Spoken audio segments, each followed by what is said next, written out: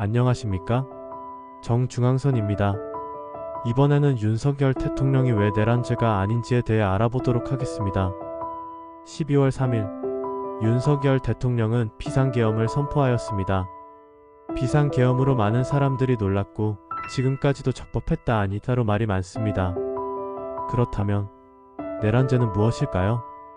헌법 제87조 대한민국 영토의 전부 또는 일부에서 국가 권력을 배제하거나 국헌을 문란하게 할 목적으로 폭동을 일으킨 자는 다음 각 호의 구분에 따라 처벌한다. 하나하나 따져보면 윤석열 대통령이 영토 중 하나를 차지하려 했거나 국가 질서를 망가뜨리기 위한 목적 혹은 폭동을 일으켰어야 합니다. 하지만 비상계엄 6시간 동안 선거관리위원회와 국회에 군대 그리고 경찰을 파견한 것이 전부였습니다. 처음에는 국회에 파견된 군인과 경찰들의 행동이 국회의원들을 막기 위한 것으로 생각되었지만 정문에서 의원증 제시하면 입장할 수 있도록 조치를 취하고 있었고 결국 국회에 출입한 우원식 의장과 국회의원들의 표결로 비상계엄은 적법하게 해제가 되었고 윤석열 대통령도 비상계엄 해제를 명령하였습니다. 그 이후부터 곧바로 윤석열 대통령의 비상계엄은 국헌 문란이며 내란죄를 저지른 대통령으로 공격당하였습니다. 민주당이 주장하는 내란죄의 근거는 무엇일까요? 민주당은 윤석열 대통령의 비상계엄 포고령에서 정당의 자유, 불체포 특권, 표결권 등 국회 관련 헌법 조항을 대거 위반했고 국가기관을 강압에 의하여 전복 또는 권능 행사를 불가능하게 했다고 국헌 문란이라며 내란 수괴라고 하였습니다. 과연 국회는 권능 행사가 불가능했고 포고령으로 인하여 정당의 자유, 불체포 특권, 표결권의 기능이 정지가 되었을까요? 국회에는 190명이 되는 국회의원이 들어와 우원식 의장과 함께 평화롭게 표결하였으며 비상계엄을 해제하였고 군인들이 비록 국회의 창문을 깨고 투입되는 상황도 있었지만 실탄도 소지하지 않았으며 미온적인 태도로 일관하다가 비상계엄 해제 후 철수하였습니다. 폭력 사태도 없었으며 오히려 민주당의 대변인 안기령이 군인의 총을 빼앗으려는 촌극을 벌이기도 하였습니다. 부끄럽게도 언론들은 그 모습을 왜곡하여 군인이 총구를 겨눴다고 보도하기도 했지요. 그리고 계엄군이 장갑차까지 대동했다고 언론 보도가 되었지만 실제 서울에 있던 것은 장갑차가 아닌 군용 소형 전술 차량 K-153 즉 SUV 레토나였습니다. 그렇다면 윤석열 대통령의 비상계엄은 불법적인 것일까요?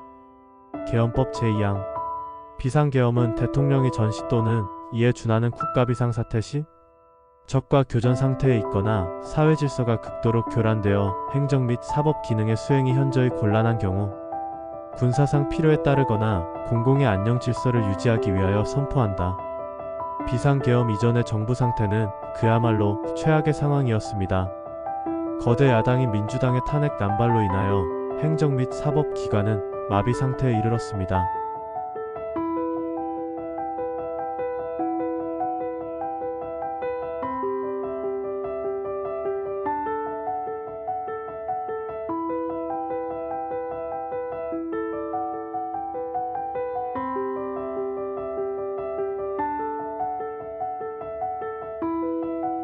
방통위는 단 한 번도 정상적으로 운영된 적이 없고 이재명 대표에 대한 수사를 하는 검사들은 줄줄이 탄핵될 뿐만 아니라 처음으로 독립기관 감사원장도 탄핵하기에 이르렀습니다. 또한 정부가 책정한 정책 자금을 대거 삭감하여 단독 처리하기에 이르렀습니다.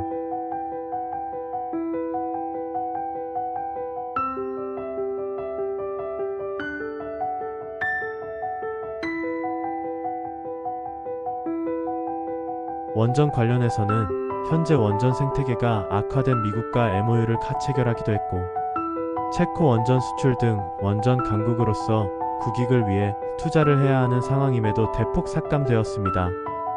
동해 심해가스 전 탐사는 심해의 천연가스를 탐사 및 개발하기 위한 프로젝트로 우리나라의 에너지 자립을 위한 중대한 프로젝트입니다. 하지만 정쟁만 일삼고 있는 민주당에 의해 예산안 삭감 국익을 위해서는 좌우가 없다지만 그들에게는 아닌 모양입니다. 민생과 관련된 예산안 삭감 및 대통령실, 검찰과 경찰의 특활비 전액 삭감, 정부 예비비 2조 4천억 50% 삭감으로 언제 어떻게 일어날 수 있을지 모를 재난 대비에 차질을 빚게 되었습니다.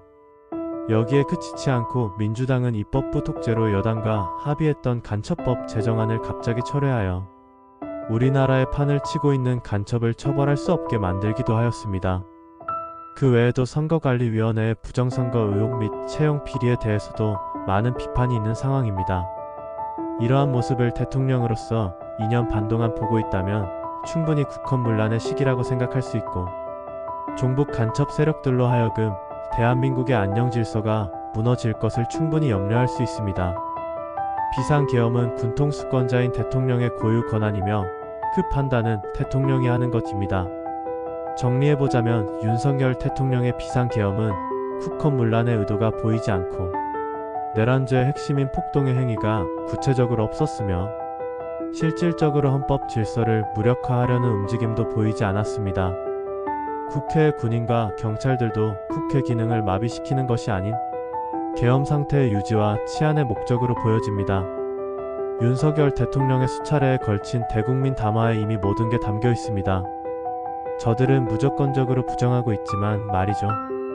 헌법에 위배되는 행위를 한 적 없으며 내란법의 항목에 부합되는 것 역시 없습니다.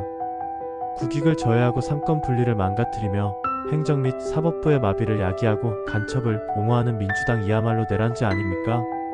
현재 우리나라의 현 주소는 언론을 통해 가짜뉴스가 살포되고 어느 한 정당 때문에 소수가 탄압받는 그런 나라가 되었습니다.